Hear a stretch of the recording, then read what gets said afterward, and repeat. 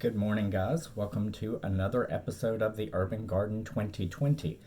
Before we get started, just reach down there, click on that thumbs up, like, and subscribe to the channel. That just helps us gain more traction with YouTube. So you like it, it shares a little more, I think, or something. Anyway, so today's episode is about foliar spray. So if you don't know what foliar spray is or how to use it, we're going to go over those things. Pretty simple, right? So a foliar spray is just a spray that you spray on the leaves of your plants. Hence, foliage spray, foliar spray. So, I've got a couple of different spray bottles here. This is one that I'm actually using. And why do you spray the leaves, and how does that do any good for the plant? So the plant has these little things all across it that are called stomata. And they're like little gateways on the exterior of the plant. So you know your roots take up nutrients, moisture, everything else. Well, so do your leaves through these stomata. So the stomata, when they're ready to receive, they open up and then they close up. So what they do is they absorb some nutrients and moisture straight into the plant, and that helps give the plant an immediate boost. So if you think of it like you drink water, yeah, it hydrates you. You get dehydrated, what's the fastest way to hydrate? An IV? Yeah, so think of it as a little IV boost for your plants. Sort of, but not really, but you get what I'm saying, right? Okay, so I use this right here sprayer. This is a 1 liter sprayer, and I usually mix my foliar spray in 1 gallon containers because that's just the easiest. Most everything. Alexa, volume level 5. It's a little loud. I was listening to the radio earlier. I thought this room would be away from it, but she's just blasting in there. So cut her down just a little bit. Okay, so where we're at. So this right here is a liter, 34 ounces. I mix my foliar spray in 1 gallon containers, and I usually go through 1 to 2 of these. I went out and sprayed this morning lightly, so that's what we're looking at. So why should you foliar spray? Well, like I said before, it gives an immediate little boost to your plants. It helps with immediate uptake in some nutrients that may not be being uptaken through the soil. And how do you do it? Well, pretty simple. You just take a sprayer like this, spray, or take a sprayer like this, which is what I prefer if I'm doing a lot, is just pump it all up, boop, boop, boop, boop, pump up, and then you just got a button you press and it sprays, and you can adjust the stream right there. So, what do you use in your foliar spray? Well, there are many things you can use. One good thing, and I don't have any right now, is if you have an aloe plant, you can break off an aloe leaf or stem, whatever that is coming out of the aloe. It's a leaf really, but and you can use a juicer or extractor, whatever, and get all the aloe out of that and use in your foliar spray. So aloe's good. If you go to the store and buy aloe, just be careful. A lot of aloes have a lot of preservatives and things to help keep it on the shelf for a longer time. So if you look at a pure organic aloe, it may work, but if you're a gardener, buy an aloe plant, raise it up, and you have your aloe source right there. So some of the things I use are this right here. This is liquid seaweed. I don't know if you can see that. Yeah, liquid seaweed, and it is a 0.3, 0.21 growth stimulator. So it has some nutrients in it, and if you read the back, it has a lot of micronutrients. It has some of your NPK, which is nitrogen, phosphate, and potassium. And liquid seaweed, kelp, all that is really beneficial to plants. It and aloe vera are probably 2 plants that you can use to boost your plants. It helps with so many things, but growth is one of them. I use it when I'm rooting. I put it in my spray and spray the clones. I use it in my seedlings. I'll spray in the seed tray, put a couple of drops in the seed tray container on the bottom where my reservoir water is, and that just seems to help everything. So liquid seaweed, liquid kelp, any of that's really good to use. Another thing I use is fish fertilizer. This right here you can get at Walmart, Lowe's. It's a little stronger, 511, a little higher in the nitrogen. That doesn't matter as long as you're careful. So I'll tell you about that coming up. So I use this, the aloe. I also use the Neptune's Harvest tomato and veg. That's one of my favorite all-around fertilizers, liquid fertilizers. That's organic to mix in. Those are all organic. So if you're growing organically or you use a lot of liquid fertilizer, either one, if you, whatever you fertilize with, if you're using Miracle Grow, the blue liquid, whatever, no matter what you're using, this right here is going to be a boost. So what I do is usually I take my gallon and I mix this, I dilute it pretty good. So like this liquid seaweed, I'll use 2 milliliters for a gallon. And the directions here say to use 2 to 5 gallons per gallon of water. So I'll use the minimum, 2. The same thing with this, the fish fertilizer. Now there are different kinds. There's fish shit, I think is one. Fish crap is one. I think it's the same thing, maybe, but I know.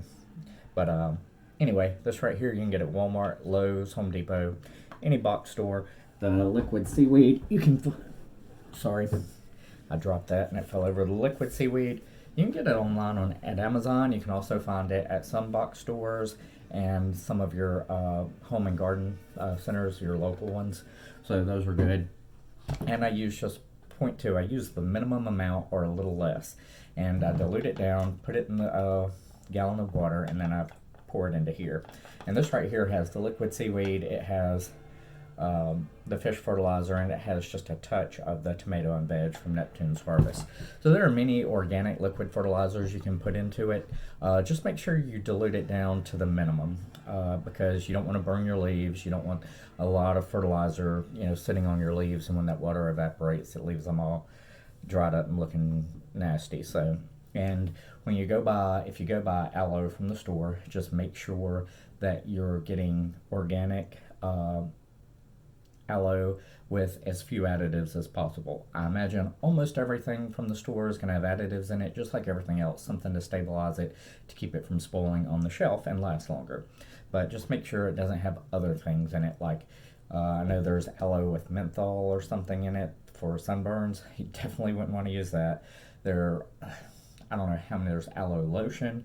You probably don't want to use the lotion aloe, just pure aloe gel. If there is a pure aloe gel out there, you could use it. But my recommendation is use a plant, use a juicer or extractor or something like that to get it into liquid form, and then you can dilute it down. So the one thing with that, you want to make sure you strain it, because if you don't strain it, you can clog up your sprayer. And you just go through, and the best time I think to water is early morning. To foliar spray early morning, usually give the plants about an hour or two to wake up, and when they start generating, you can go through with your foliar spray and spray them. So first thing in the morning, best time to water, best time to foliar spray, I think. And then, depending on the heat and everything, usually if you do it between, I do it once or twice a week, and then, I just do it when I can. I'm not out there every day doing a foliar spray. I do water the plants when they're dry. Luckily, it rained yesterday. It's supposed to rain this afternoon. Before that, we had about 2 weeks here at the house where there was very little rainfall. So I went through and just watered by hand everything with the garden hose.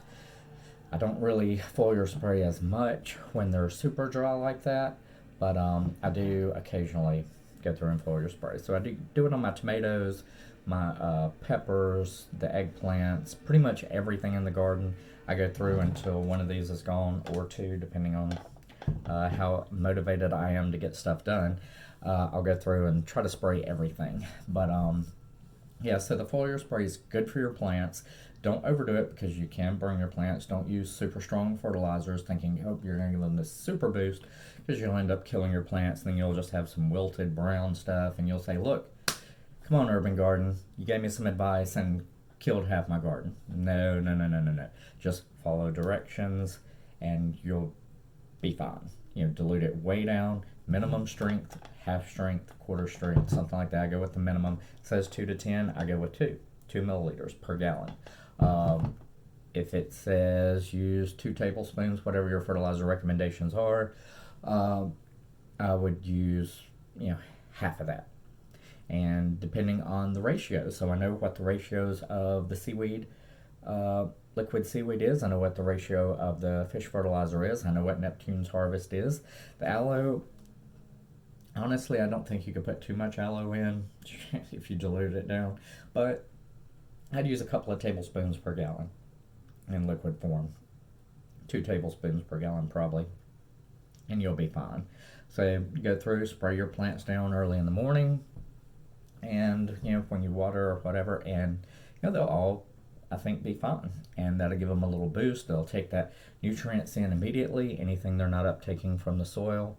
So it'll help them out. Just try it. I would recommend, like you always should, is experiment a little bit with one plant and see how that works.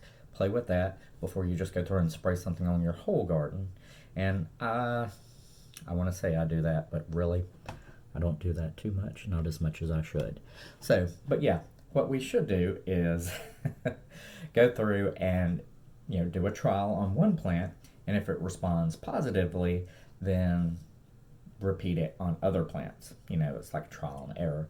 It's like doing a science experiment. You know, you have your control, you have your, well, I won't get into all that. I'm not going to make this video long by going through a bunch of stuff. But anyway, you know what I'm saying. You go through, you trial it on one plant, and then if it works, you put it on your others. So, you know, fertilizers, generally, you can just throw fertilizer out there, pour it out there, and whatever happens, happens. You're going to be fine. But foliar spray, I do recommend doing a little trial and error experiment. You know, make sure you start with lower levels. If you want to go up from there, you can. If you dilute it way down and then you're saying, well, I'm not really seeing much, I'm going to try to up the strength a little bit, there you go. But still, try it on one plant and go from there. But the aloe, I think, is really good. The liquid seaweed, it's going to help your plants resist disease a little more. It's going to help them with pests a little more. And the fish fertilizer and the Neptune's Harvest, it has a lot of good stuff in there too, the Neptune's Harvest. I don't have the container. I think it's in the garage, or yeah, I think it's in the garage, so I won't go out there and get it and read off everything that's in it. But you can look it up online like everything else in the world. It's on the web somewhere. So yeah, just remember, don't overdo it. Get you a sprayer. It's cheap. I got this at Dollar General for a few bucks, $5, $7, something like that. This one I got probably Dollar General or Walmart, maybe Dollar Tree. If it was Dollar Tree, the $1.25 tree now, or whatever it is, they've gone up on price. So, anywho, just be safe out there. Watch the heat. It's hot. Oh, gosh, it's getting hot. It's almost summer, and it's summertime. I mean, Alabama, it's summertime. You know it. So, anywho, hopefully we'll get some rain this afternoon. It'll help water everything again. And I think today, tomorrow, we're supposed to get a pretty good bit of rain. So, good for the garden, good for our planters. And we'll see what happens. So, anyway, guys, you stay safe. Have a great week. Hope your garden's going well. It's, what, late May now. 1.5, 2 more weeks left in May. So, if you haven't started planting, I recommend going getting some plants. It's maybe a little too late to start some seedlings unless you're going to start some stuff that's really thrives late into the summer, early fall, and you know, then you can start it now. But you know, if not, go get you some plants. Go to Home Depot, Walmart, the nurseries, wherever you go to get plants, and get the biggest ones you can find, the ones that are furthest along. So those are probably going to be very root bound, so you can take, I won't go through all that, but just break up the roots pretty good so they'll be loose and go through. And, you know, start your garden. If not, start preparing for next year. It's never too late to get started on next year's garden, or never too early, I should say, because I've already got my wheelbarrow started. I used most of the dirt in it that I've been, you know, composting and mixing up through the winter, and putting my amendments on. So, you know, I'm already starting it again. I've got some in it now. I put some coffee grounds in there this morning, mixed them up after I drank my coffee, and anyway, getting started for next year. So anyway, guys, keep digging it, be safe, have a great week, and we'll catch you next time. Bye-bye.